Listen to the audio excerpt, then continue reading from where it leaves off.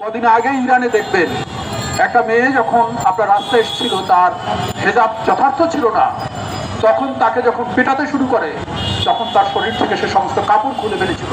এর প্রতিবাদে ঘটনা বাংলাদেশে ঘটবে না এটা ভাবার কোনো কারণ নাই।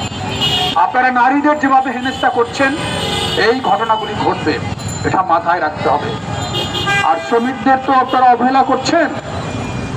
খুব বেশি সময় আপনাদের লাগবে না, সম্ভবত লাগবে না এ কারণে যে আমরা যদি পেছনের ইতিহাসটা দেখি, ৬৯-এর গণ অভ্যুত্থানের নায়ক আসাদ কোথায় ছিল? কদিন আগে নরসিংদীর হাতির দিয়ায় যখন হাট হরতাল করতেছিল তখন সে গুলিবিদ্ধ হয়েছিল এবং তার মাথায় তখন পট্টি লাগা ছিল। সেই পট্টি পরেই কৃষকের পক্ষ থেকে এই বিশ্ববিদ্যালয়ের ছাত্র, কিন্তু প্রতিনিধি ছিল কৃষকদের, সে যখন মিছিলে আসে, এই মিছিল যখন গুলিবিদ্ধ হয়, তারপরে আইয়ুব খানের মতো ওরকম শক্তিশালী মানুষও ক্ষমতায় থাকতে পারেনি। এই কথাটা মাথায় রাখবেন। আমাদের পাকিস্তান এবং হলো আইয়ুব শাহী এবং ইয়াহিয়া খান, তাদের কিন্তু পতন ঘটিয়েছিল শ্রমিকরা, ইস্পাহানি, বাওয়ানি, আলমগীর, এখানকার শ্রমিকরা। অতএব আজকে যাদেরকে আপনারা বেখবর ভাবছেন, সময় খুব দূরে না, তারাই আপনাদের বেখবর করে দিবেন।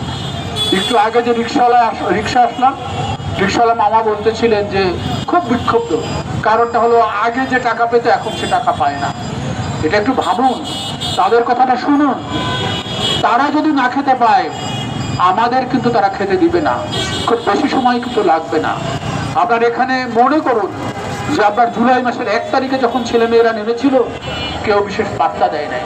তারা কোর্টের দিকে তাকিয়েছিল, হাইকোর্ট দেখাবে, হাইকোর্ট দেখাবার কথা ভেবেছিল।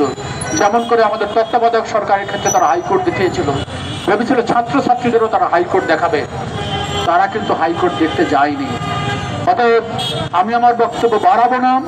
আমি যে কথা বলছি, আপনার শ্রমিকের শক্তি কিন্তু আপনারা এখন বুঝতে পারছেন না, কৃষকের শক্তি বুঝতে পারছেন না, নারীর শক্তি বুঝতে পারছেন না। যে কথাটা শেষ বলে শেষ করতে চাই, সেটা হলো নারীকে সবসময় আমরা বাতিল করে দেই, কিন্তু তারপরও নারী আসে। ফরাসি বিপ্লবের সময় ভার্সাই থেকে নারীরাই রাজা এবং নারীকে ধরে নিয়ে এসেছিল এবং প্রথমবার রাজা এবং নারীকে আপনার লোকেরা, আন্দোলনকারী একদল লোকেরা ছেড়ে দিয়েছিল। তখন মেয়েরা পোস্টার লাগিয়েছিল যে আমরা অত্যাচারী রাজা এবং নারীকে আপনার ভার্সাই থেকে প্যারিসে নিয়ে এসেছি, আর আমাদের মরদরা তাদেরকে ছেড়ে দিয়েছিল। তাতে কিন্তু রক্ষা পায় নাই। অর্থাৎ নারীর এই শক্তিটা যদি আপনারা অনুভব করেন, আপনারা হয়তো পত্রিকার খবরও না করতে পারেন কিংবা উপদেষ্টার মনে নাও করতে পারেন, কিন্তু শক্তি ক্ষয় হবে না, শ্রমিকের শক্তিও ক্ষয় হবে না। সকলকে ধন্যবাদ।